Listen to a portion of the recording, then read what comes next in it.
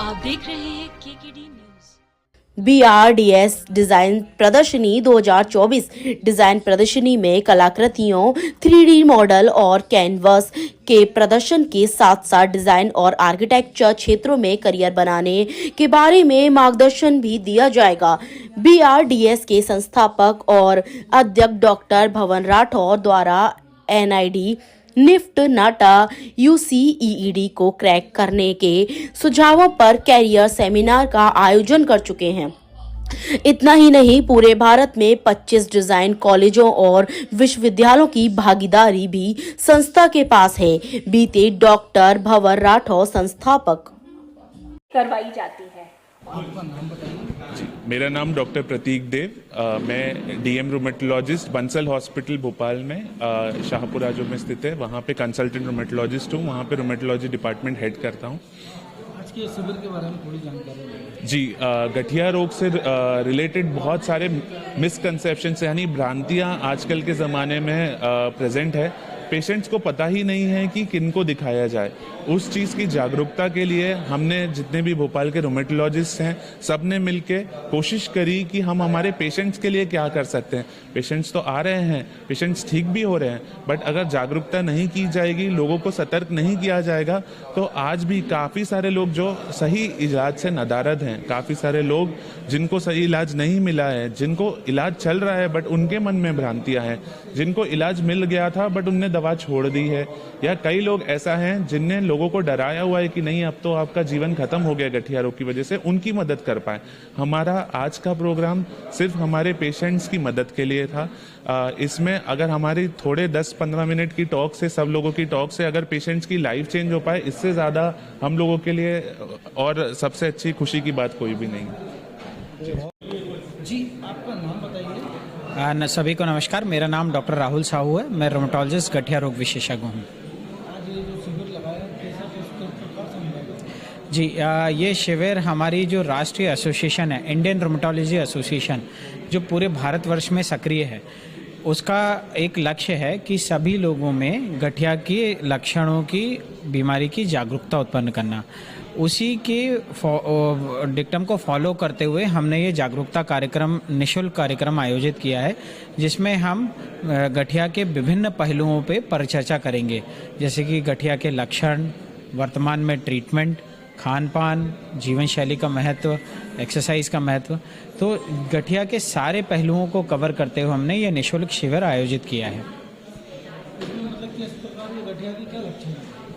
जी, गठिया के जो सबसे आम लक्षण होते हैं वो होते हैं हाथ और पैर के छोटे छोटे और बड़े जोड़ों में दर्द होना, सूजन होना, जकड़न होना। यह दर्द और जकड़न आराम करने पर ज़्यादा बढ़ते हैं और जैसे जैसे व्यक्ति अपना काम करना शुरू करता है, दर्द और जकड़न कम होने लगते हैं। अधिकांश मरीज रात के समय और सुबह उठते समय दर्द और जकड़न की समस्या का प्रॉब्लम बताते हैं, जो धीमे धीमे अपना दैनिक कार्य शुरू करने के बाद कम होने लगता है। गठिया की बीमारी अधिकांश महिलाओं में पाई जाती है। जी, ये ऑटोइम्यून बीमारी है, इसलिए महिलाओं में ज़्यादा पाई जाती है। अलग अलग प्रकार की बीमारी जैसे कि रूमेटॉइड अर्थराइटिस, जो सबसे आम गठिया रोग है, वह महिलाओं में 3 से 4 गुना ज़्यादा पाया जाता है पुरुषों की अपेक्षा। इसके अलावा SLE या ल्यूपस, शोगरन्स, यह महिलाओं में 10 गुना तक ज़्यादा पाया जाता है। इसके विपरीत एक और आम गठिया रोग है जिसको हम एंकिलोजिंग स्पॉन्डिलाइटिस कहते हैं, जो कमर में कई निचले हिस्से में दर्द उत्पन्न करता है, वो पुरुषों में ज़्यादा पाई जाती है। इससे बचने के कई उपाय, कुछ घरेलू नुस्खे हैं? देखिए, यदि किसी ये जेनेटिक बीमारी होती हैं, जीन्स में विकार होने के कारण उत्पन्न होती है, तो जिसको हो गई हैं उसको ये बीमारी रहती हैं। बचाव का कोई तरीका नहीं, लेकिन उसका उचित इलाज करने से लक्षणों को दबाया जा सकता है और उसके साथ साथ सही पोषण लेना, उचित व्यायाम करना, उचित जीवन शैली रखना, यह सब बीमारी के लक्षणों को कम करने में मदद करती हैं। अधिकांश गठिया रोग क्रॉनिक बीमारियां होती है, लंबे समय तक चलती हैं, लेकिन कभी कभी कुछ केसेस में गठिया की बीमारी कुछ समय बाद स्वतः खत्म भी हो सकती है। Thank you. आज के शिविर के बारे में मेरा नाम डॉक्टर प्रेक्षा द्विवेदी है, गठिया वात रोग विशेषज्ञ, गांधी मेडिकल कॉलेज में। आज का जो शिविर है, मेनली हमने गठिया आर्थराइटिस अवेयरनेस प्रोग्राम के नाम से रखा था। ये इसकी जागरूकता की आवश्यकता इसीलिए है क्योंकि लोग सिर्फ ये समझते हैं कि ये सिर्फ जोड़ों की बीमारी है, परंतु यह पूरे शरीर के हर ऑर्गन को ये इफेक्ट करती है, राइट फ्रॉम आँख से लेकर हृदय से लेके लंग्स को लेकर इवन किडनी सबको इफेक्ट करती है। तो इसके लिए इसका इलाज की अत्यंत आवश्यक है। तो इसके लक्षणों को पहचानना पहला मुख्य उद्देश्य कि लक्षणों को पहचानो। दूसरा, इससे जुड़े जो इलाज है कि क्या क्या इलाज उपलब्ध है। ऐसा नहीं है कि ये लाइलाज बीमारी है, इसका संपूर्ण नियंत्रण संभव है, परंतु इलाज के अभाव में और क्योंकि लोगों को मालूम ही नहीं है कि इसका ट्रीटमेंट होता है, तो वो इलाज प्रॉपर ट्रीटमेंट नहीं लेते, जिससे बीमारी जो है भीषण रूप ले लेती है और इसके फिर complications, long term complications develop हो जाते हैं। तो सबसे इम्पॉर्टेंट है कि इसको लक्षणों को पहचानो, इसका प्रॉपर ट्रीटमेंट लो, सटीक इलाज करें। फिर उससे इस रोग से जुड़ी कई भ्रांतियाँ भी हैं, उन भ्रांतियों को भी दूर करना हमारा मुख्य उद्देश्य है इस कैंप का। और साथ में इसमें होने वाला जो डाइट है, लाइफस्टाइल चेंजेस हैं, क्या और कर सकते हैं दवाइयों के अलावा, उनका भी इसमें क्या रोल है उसके बारे में डिस्कस करना है इस कैंप में। हाँ, ये मैक्सिमम केसेस है महिलाओं, क्योंकि जो महिलाओं में हार्मोनल बैलेंसेस बहुत ज़्यादा होते हैं, राइट फ्रॉम शुरुआत में जब 15 से 16 साल की उम्र होती है, जब प्यूबर्टी आती है, फिर उसके बाद जब प्रेगनेंसी होती है, फिर उसके बाद जब मेनोपॉज होता है, तो इतना ज़्यादा हार्मोनल चेंजेस आते हैं। तो इन हार्मोनल चेंजेस के कारण उनमें जो ये आर्थराइटिस की समस्या बढ़ने की ज़्यादा संभावना होती है। सर, आपका नाम बताइए और आज के प्रोग्राम के बारे में। मेरा नाम डॉक्टर अपूर्व खरे है। मैं भोपाल गठिया एसोसिएशन के जो डॉक्टर्स हैं उनका प्रेसिडेंट हूँ। अब आज का प्रोग्राम जो है हम पब्लिक अवेयरनेस प्रोग्राम बोलते हैं इसको। जो आम जनता होती है उनको गठिया के बारे में जागरूक करने के बारे में ये प्रोग्राम है। विभिन्न तथ्यों और फैक्ट्स और जो हम लोग अभी तक गलत जो सोच रहे थे, गलत इलाज कर रहे थे, उनके बारे में सबको जानकारी देना है। तो मतलब ये कैसे क्या इसके लिए लोग आपसे जागरूक के लिए देखिए, अब हम प्रोग्राम तो करते हैं हर साल में। हमारी कोशिश रहती है कि करीब साल भर में एक प्रोग्राम तो करें हम, और आज काफ़ी अच्छे संख्या में जनता आई है।